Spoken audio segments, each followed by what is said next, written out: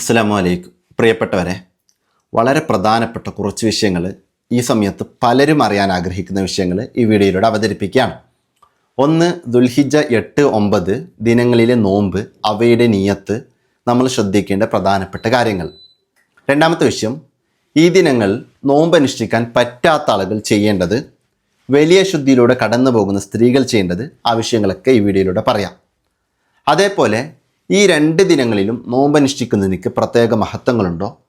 ദുൽഹിജ്ജ 8 നോമ്പനുഷ്ഠിക്കാതെ 9 മാത്രമായി നോമ്പനുഷ്ഠിക്കാൻ പറ്റുമോ? അങ്ങനെ തുടങ്ങിയുള്ള കാര്യങ്ങൾ കൂടി പറയാം. നോമ്പ് ഖളാ ഉള്ളവർ എന്താണ് ചെയ്യേണ്ടത്, നിയ്യത്ത് മറന്നാൽ എന്താണ് പരിഹാരം, തുടങ്ങിയ വിഷയങ്ങൾ കൂടി അവതരിപ്പിക്കാം. ഏതായാലും ഈ വീഡിയോയിലൂടെ വളരെ ലളിതമായി കാര്യങ്ങൾ അവതരിപ്പിക്കും. നിങ്ങൾ ചെയ്യേണ്ടത് കൃത്യമായി വീഡിയോ ശ്രദ്ധിച്ച് കേൾക്കാം. ഒരു തവണ കേട്ടാൽ തന്നെ നിങ്ങൾക്ക് മനസ്സിലാകും. ആവശ്യമാണെങ്കിൽ വീണ്ടും നിങ്ങൾക്ക് കേൾക്കാവുന്നതാണ്. മാക്സിമം ആളുകളിലേക്ക് ഈ വിഷയങ്ങൾ എത്തിച്ചു കൊടുക്കാം. ഏതായാലും നമ്മൾ വിഷയത്തിലേക്ക് വരുമ്പോൾ ഒരു കാര്യം പ്രത്യേകം മനസ്സിലാക്കാം. വിശുദ്ധ റമദാനിന് ശേഷം നോമ്പ് നോൽക്കാൻ ഏറെ ശ്രേഷ്ഠതയുള്ള മാസങ്ങളെപ്പറ്റി, ജനറലി ഏറെ ശ്രേഷ്ഠതയുള്ള മാസങ്ങളെപ്പറ്റി ഫിഖ്ഹിൻ്റെ കിതാബിൽ നമ്മോട് പരിചയപ്പെടുത്തുന്നുണ്ട്. അതിൽ റമദാനിന് ശേഷം ഏറെ ശ്രേഷ്ഠതയുള്ള ഒരു മാസമാണ് നോമ്പ് നോൽക്കാൻ മുഹറം മാസം. അത് കഴിഞ്ഞാൽ റജബ് മാസം, അത് കഴിഞ്ഞാൽ ദുൽഹിജ്ജ മാസം. ദുൽഹിജ്ജ മാസം മൊത്തത്തിൽ നോമ്പ് നോൽക്കാൻ ഏറെ ശ്രേഷ്ഠതയുള്ള ഒരു മാസമാണ്. ഇനി അത് മാത്രമല്ല, ചില ദിനങ്ങളിൽ നോമ്പനുഷ്ഠിക്കുക എന്നുള്ളത് ശക്തമായ സുന്നത്താണെന്ന് കിതാബുകളിൽ പഠിപ്പിക്കുന്നിടത്ത് അതിൽ ആദ്യം തന്നെ എണ്ണുന്ന ഒരു ദിനമാണ് അറഫ ദിനം എന്ന് പറയുന്നത്. അപ്പോൾ അറഫ ദിനം നോമ്പനുഷ്ഠിക്കുക എന്നുള്ളത് ശക്തമായ സുന്നത്തുള്ള ഒരു കാര്യമാണ്. മുത്തുനബി സല്ലല്ലാഹു അലൈഹി വസല്ലമ തങ്ങൾ നമ്മോട് പഠിപ്പിച്ചത് കഴിഞ്ഞു പോയ ഒരു വർഷത്തെയും വരാനിരിക്കുന്ന ഒരു വർഷത്തെയും ദോഷങ്ങൾ പൊറുക്കപ്പെടാൻ ഈ ദിനത്തിലെ നോമ്പ് കാരണമാകുമെന്നുള്ളതാണ്. അപ്പോൾ വരാനിരിക്കുന്ന ഒരു വർഷത്തിലെ ദോഷങ്ങൾ പൊറുക്കപ്പെടുമെന്ന് വെച്ചാൽ ദോഷങ്ങളിൽ നിന്ന് മാറി നിൽക്കാനുള്ളൊരു തൗഫീഖ് നമുക്കുണ്ടാകും. അതെല്ലാ തെറ്റുകുറ്റങ്ങൾ സംഭവിച്ചു പോയാൽ തന്നെ തൗബ ചെയ്യാനുള്ള തൗഫീഖ് ഉണ്ടാകും എന്നുള്ളതൊക്കെയാണ്. ഏതായാലും വൻ ദോഷങ്ങളൊക്കെ നമ്മിൽ നിന്ന് സംഭവിച്ചിട്ടുണ്ടെങ്കിൽ ആത്മാർത്ഥമായി നമ്മൾ തൗബ ചെയ്യണം. ഈ പറഞ്ഞതിൻ്റെ താല്പര്യം, ഇത്തരം നല്ല കാര്യങ്ങളിലൂടെ നമ്മുടെ ഒരുപാട് തെറ്റുകുറ്റങ്ങൾ കൂടി പൊറുക്കപ്പെടും, ഒരുപാട് മഹത്വങ്ങൾ ഈ നോമ്പിനിക്കുണ്ട് എന്നുള്ളതാണ്. എന്നാൽ നമ്മളൊരു കാര്യം മനസ്സിലാക്കാം. അറഫ നോമ്പ് നാം അനുഷ്ഠിക്കേണ്ടത് നമ്മുടെ നാട്ടിൽ എന്നാണോ ദുൽഹിജ്ജ 9 അന്നാണ് നാം അറഫ നോമ്പ് അനുഷ്ഠിക്കേണ്ടത്. ഇവിടെ എന്തുകൊണ്ടാണ് ഇങ്ങനെ പ്രത്യേകം പറയുന്നത് എന്ന് വെച്ചാൽ, ചില ആളുകൾ ചില വാദഗതികളുമായി കടന്നു വരും. സൗദി അറേബ്യയിലെ ദിനവുമായി ബന്ധപ്പെട്ടുകൊണ്ടാണ് നമ്മൾ അറഫ നോമ്പ് അനുഷ്ഠിക്കേണ്ടത് എന്നുള്ളത്. എന്നാൽ അങ്ങനെയല്ല. അതിനുള്ള കൃത്യമായ തെളിവുകൾ കഴിഞ്ഞ വീഡിയോയിലൂടെ അവതരിപ്പിച്ചിട്ടുണ്ട്. ഇസ്ലാമികമായ മാനദണ്ഡങ്ങൾ, അതേപോലെ തന്നെ ജിയോഗ്രഫിക്കലി നമ്മൾ മനസ്സിലാക്കേണ്ട കാര്യങ്ങൾ, ലോഞ്ചിറ്റ്യൂഡ് വേരിയേഷൻസുമായി ബന്ധപ്പെട്ട്, ടൈം സോണുകളുമായി ബന്ധപ്പെട്ടുകൊണ്ട്, ലോജിക്കലി നമുക്ക് മനസ്സിലാക്കേണ്ട കാര്യങ്ങളുമായി ബന്ധപ്പെട്ട വിഷയങ്ങളൊക്കെ അവതരിപ്പിച്ചുകൊണ്ട് നമ്മുടെ നാട്ടിൽ എന്നാണോ ദുൽഹിജ്ജ 9 അന്നാണ് അറഫ നോമ്പ് നാം അനുഷ്ഠിക്കേണ്ടത് എന്നുള്ളത് കഴിഞ്ഞ വീഡിയോയിലൂടെ ഞാൻ അവതരിപ്പിച്ചു തന്നിട്ടുണ്ട്. ആ വീഡിയോ നിങ്ങൾ കൃത്യമായി കാണാൻ വേണ്ടി പ്രത്യേകം ശ്രദ്ധിക്കാം. അതായത് ഞാൻ നിങ്ങളോട് പറഞ്ഞു തരുന്നൊരു വിഷയം, ദുൽഹിജ്ജ 9 അറഫ ദിനം നോമ്പ് നോൽക്കുക എന്നുള്ളത് ശക്തമായ സുന്നത്തുള്ള ഒരു കാര്യമാണ്. നമ്മുടെ നാട്ടിൽ 2026 നാം നിലകൊള്ളുന്ന ഈ വർഷം ദുൽഹിജ്ജ 9 കടന്നു വരിക ബുധനാഴ്ചയാണ്. പല അറബി രാഷ്ട്രങ്ങളിലും ചൊവ്വാഴ്ചയാണ്. ഓരോരുത്തരും ഏത് നാട്ടിലാണോ താമസിക്കുന്നത് ആ നാട്ടിൽ എന്നാണോ ദുൽഹിജ്ജ 9 അന്ന് അറഫ നോമ്പ് അനുഷ്ഠിക്കുക.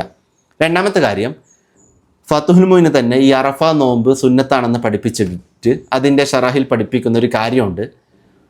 അറഫയ്ക്ക് തൊട്ട് മുന്നേയുള്ള ദിനം, അതായത് ദുൽഹിജ്ജ 8 കൂടി നോമ്പനുഷ്ഠിക്കുക എന്നുള്ളത് ഏറെ സൂക്ഷ്മത പുലർത്തുന്നതിൻ്റെ ഭാഗമാണ് എന്നുള്ളത്.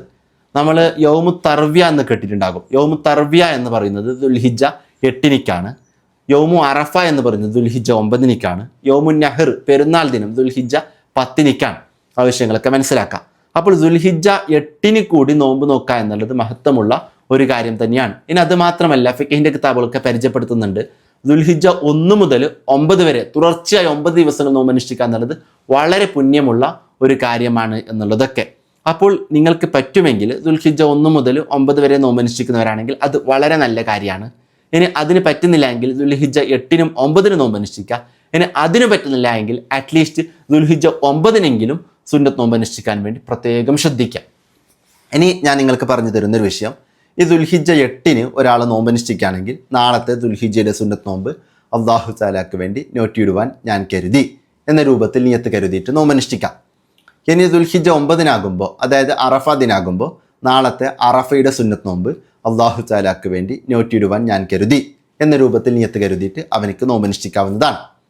ഇനി ചിലരുടെ ചോദ്യം, റമദാന് മാസം നോമ്പിന് ഇഷ്ടപ്പെട്ട ആളുകൾക്ക് നോമ്പ് ഖളാ വീട്ടാൻ പറ്റുമോ എന്നുള്ളതാണ്. സമയവിശാലതയുള്ള നോമ്പാണ്, അതായത് അടുത്ത റമദാന് മുമ്പ് ഖളാ വീട്ടിയാൽ മതി. അത്തരമൊരു സാഹചര്യമാണെങ്കിൽ അറഫയുടെ സുന്നത്ത് നോമ്പൊക്കെ സെപ്പറേറ്റ് അനുഷ്ഠിച്ചിട്ട് നോമ്പ് സെപ്പറേറ്റ് ദിവസങ്ങളിൽ ഖളാ വീട്ടുന്നുണ്ടെങ്കിൽ അത് നല്ലൊരു കാര്യം തന്നെയാണ്. എന്നാൽ പല ആളുകളും നോമ്പ് ഖളാ ഉണ്ടെങ്കിൽ അത് ഖളാ വീട്ടാതെ പോകുന്നുണ്ടെങ്കിൽ അത്തരമൊരു സാഹചര്യങ്ങളൊക്കെ ആണെങ്കിൽ അറ്റ്ലീസ്റ്റ് ഈ പ്രത്യേകം സുന്നത്തായ നോമ്പുള്ള ദിനങ്ങൾ കടന്നു വരുമ്പോൾ ആ ദിനങ്ങളെങ്കിലും നമ്മൾ ഉപയോഗപ്പെടുത്താൻ വേണ്ടി പ്രത്യേകം ശ്രദ്ധിക്കാം. അപ്പോൾ അറഫ ദിനം ഒരാൾ നോമ്പ് ഖളാ വീട്ടുകയും ഒപ്പം സുന്നത്തായ നോമ്പിനെ കൂടി കരുതുകയും ചെയ്താൽ അവൻ്റെ നോമ്പ് ഖളാ വീടുകയും ചെയ്യും, സുന്നത്തായ നോമ്പിൻ്റെ പ്രതിഫലം ലഭിക്കുകയും ചെയ്യും എന്നുള്ളതാണ്.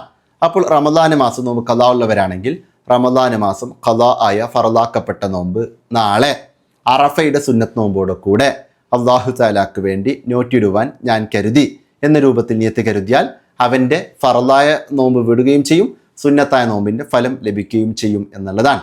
ആ വിഷയങ്ങളൊക്കെ പ്രത്യേകം ശ്രദ്ധിക്കാം.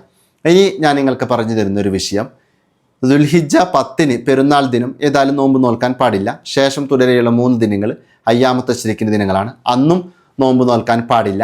ആവശ്യങ്ങളൊക്കെ പറ്റി കഴിഞ്ഞ ഒരു വീഡിയോയിൽ സംസാരിച്ചിട്ടുണ്ട്. അടുത്തൊരു വീഡിയോയിൽ കൃത്യമായി ഞാൻ നിങ്ങൾക്ക് അവതരിപ്പിച്ച് തരാം. ഇനി അറഫ ദിനത്തിൽ തക്ബീറുകൾ സ്റ്റാർട്ട് ചെയ്യുന്നതുമായി ബന്ധപ്പെട്ട വിഷയം അടുത്ത വീഡിയോയിൽ ഞാൻ നിങ്ങൾക്ക് അവതരിപ്പിച്ച് തരാം. ആവശ്യങ്ങളൊക്കെ ശ്രദ്ധിക്കുക. പെരുന്നാൾ നിസ്കാരവുമായി ബന്ധപ്പെട്ട വിഷയങ്ങളിലൊക്കെ വീഡിയോകൾ വരുന്നതായിരിക്കും. ഇനി നമ്മുടെ കൂട്ടത്തിൽ ഒരുപാട് പേർക്കുള്ള ഒരു സംശയമാണ്, നമ്മൾ ഈ സുബ്ഹി ബാങ്കിന് ഒരു അല്പം മുമ്പാണ് നിയത്ത് കരുതുന്നതെങ്കിൽ ആ നിയത്തിൽ നാളെ എന്നാണോ ഇന്ന് എന്നാണോ കരുതേണ്ടത് എന്നുള്ളത്. ആ നിയത്തിൽ നാളെ എന്ന് തന്നെയാണ് കരുതേണ്ടത്. അതായത് ഒരാൾ നാളെ നോമ്പ് അനുഷ്ഠിക്കുകയാണെങ്കിൽ അവനിക്ക് നിയത്ത് കരുതാൻ വേണ്ടി ഇന്നത്തെ മഗ്‌രിബിന് ശേഷം നാളത്തെ സുബ്ഹി ബാങ്ക് വരെ സമയമുണ്ട്. അപ്പോൾ സുബ്ഹി ബാങ്കിന് മുമ്പായിട്ട് അവൻ നിയത്ത് കരുതണം. സുബ്ഹി ബാങ്കിന് ഒരല്പം മുമ്പാണ് നിയത്ത് കരുതുന്നെങ്കിലും ആ നിയത്തിൽ നാളെ എന്ന് തന്നെയാണ് കരുതേണ്ടത്. ആവശ്യം ശ്രദ്ധിക്കാം. നമ്മുടെ ഷാഫി മദ്ഹബ് പ്രകാരം ഫറലായ നോമ്പുകളുടെ നിയത്ത് സുബ്ഹി ബാങ്കിന് മുമ്പ് തന്നെ സംഭവിച്ചിരിക്കണം. എന്നാൽ സുന്നത്തായ നോമ്പുകളുടെ നിയത്ത് ഒരാൾ സുന്നത്തായ നോമ്പ് മാത്രം അനുഷ്ഠിക്കുകയാണ്, എന്നാൽ അവരുടെ നിയത്ത് സുബ്ഹി ബാങ്കിന് മുമ്പ് സംഭവിച്ചിട്ടില്ല എങ്കിലും പകൽ സമയത്ത് ഉച്ചയ്ക്ക് മുമ്പായിട്ട് കരുതിയാലും മതി. അപ്പോൾ സുബ്ഹിക്ക് ശേഷം നോമ്പ് മുറിയുന്ന കാര്യങ്ങളെ തൊട്ട് സൂക്ഷിച്ചിരിക്കണം. അങ്ങനെ വരുമ്പോൾ ഒരാൾ ഉച്ചയ്ക്ക് മുമ്പായിട്ടാണ് നിയത്ത് കരുതുന്നെങ്കിൽ ആ നിയത്ത് രാവിലെ നിയത്ത് കരുതുകയാണ്. അറഫ ദിനത്തെ നോമ്പ് നിയത്ത് രാവിലെ കരുതുകയാണെങ്കിൽ ഇന്നത്തെ അറഫയുടെ സുന്നത്ത് നോമ്പ് അള്ളാഹു താലാക്ക് വേണ്ടി നോറ്റിയിടുവാൻ ഞാൻ കരുതി എന്ന രൂപത്തിൽ നിയത്ത് കരുതിയിട്ട് അവനിക്ക് നോമ്പ് അനുഷ്ഠിക്കാം. മാക്സിമം രാത്രി തന്നെ നമ്മൾ നിയത്ത് കരുതാം. ഇനി സുന്നത്തായ നോമ്പുകൾക്ക് രാത്രി നിയത്ത് കരുതാൻ വിട്ടുപോയിട്ടുണ്ടെങ്കിൽ പകൽ സമയത്ത് കൂടി നമുക്ക് നിയത്ത് കരുതാം എന്നതാണ് ഈ പറഞ്ഞതിൻ്റെ താല്പര്യം. ആവശ്യങ്ങളൊക്കെ പ്രത്യേകം ശ്രദ്ധിക്കാം. ഇനി പല ആളുകളുടെയും ചോദ്യം, സുബ്ഹി ബാങ്ക് വിളിക്കുന്ന ആ സമയത്ത് നമ്മൾ ഭക്ഷണം കഴിക്കുന്നുണ്ടെങ്കിൽ ആ ഭക്ഷണം സുബ്ഹി ബാങ്ക് വിളിച്ച് കഴിയുന്നത് വരെ നമുക്ക് കഴിക്കാൻ പറ്റും, അല്ല അപ്പോൾ തന്നെ സ്റ്റോപ്പ് ചെയ്യണോ എന്നുള്ളതാണ്. അതായത് സുബ്ഹി ബാങ്ക് വിളിക്കുക അല്ലെങ്കിൽ സുബ്ഹി ബാങ്കിൻ്റെ സമയമാവാം, അതോടെ നമ്മൾ നോമ്പ് സ്റ്റാർട്ട് ചെയ്തു. അതിനുശേഷം നമ്മളൊന്നും കഴിക്കാൻ പാടില്ല, നോമ്പ് മുറിയുന്ന ഒരു കാര്യം ചെയ്യാൻ പാടില്ല. അപ്പോൾ നമ്മുടെ വായയിൽ ഭക്ഷണമുണ്ടെങ്കിൽ സുബ്ഹി ബാങ്ക് വിളിക്കുകയാണെങ്കിൽ അതിനെ നമ്മൾ തുപ്പിക്കളയുകയാണ് ചെയ്യേണ്ടത്. ആവശ്യം പ്രത്യേകം ശ്രദ്ധിക്കാം. അല്ലാതെ നമ്മൾ സുബ്ഹി ബാങ്ക് വിളിക്കുന്ന ആ സമയത്ത് ഒന്നും അകത്തേക്ക് ഇറക്കാൻ പാടില്ല. ആവശ്യം ശ്രദ്ധിക്കേണ്ടതാണ്.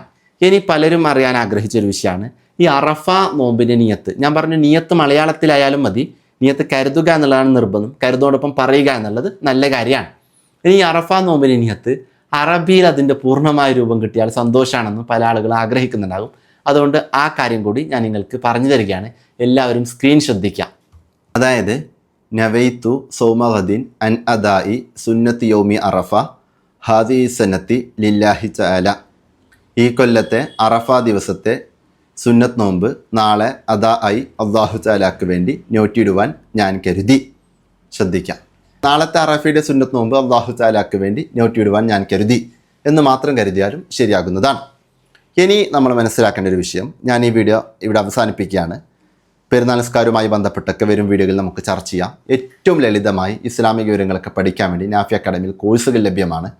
ആ കോഴ്സുകൾ ജോയിൻ ചെയ്യാൻ വേണ്ടി nafiacademy.com എന്ന് സെർച്ച് ചെയ്ത് നിങ്ങൾക്ക് തന്നെ ഡയറക്റ്റ് ഹിക്മ കോഴ്സിൽ സബ്സ്ക്രിപ്ഷൻ എടുക്കാം. nafiacademy.com എന്ന് ഗൂഗിളിലോ മറ്റു ബ്രൗസറിലോ സെർച്ച് ചെയ്താൽ മതി. അതല്ലെങ്കിൽ താഴെ കാണുന്ന വാട്സപ്പ് നമ്പറിൽ നിങ്ങൾ കോൺടാക്ട് ചെയ്യുക. നിസ്കാരം, വുളു, കുളി, സക്കാത്ത്, ഹജ്ജ്, ഉംറ അങ്ങനെ തുടങ്ങിയ എല്ലാ വിഷയങ്ങളും ഏറ്റവും ലളിതമായി പഠിക്കാൻ പറ്റും. ഏതായാലും അല്ലാഹു സുബ്ഹാനഹു വ തആല നമ്മയും നാമുമായി ബന്ധപ്പെട്ടവരെയും ഇരുലോകത്തും വിജയിച്ചവരുടെ കൂട്ടത്തിൽ ഉൾപ്പെടുത്തി അനുഗ്രഹിക്കട്ടെ. ആമീൻ എന്ന് ദുആ ചെയ്തുകൊണ്ട് നിങ്ങളോടൊക്കെ ദുആ ചെയ്തുകൊണ്ട് ഞാൻ അവസാനിപ്പിക്കുന്നു. അസ്സലാമു അലൈക്കും.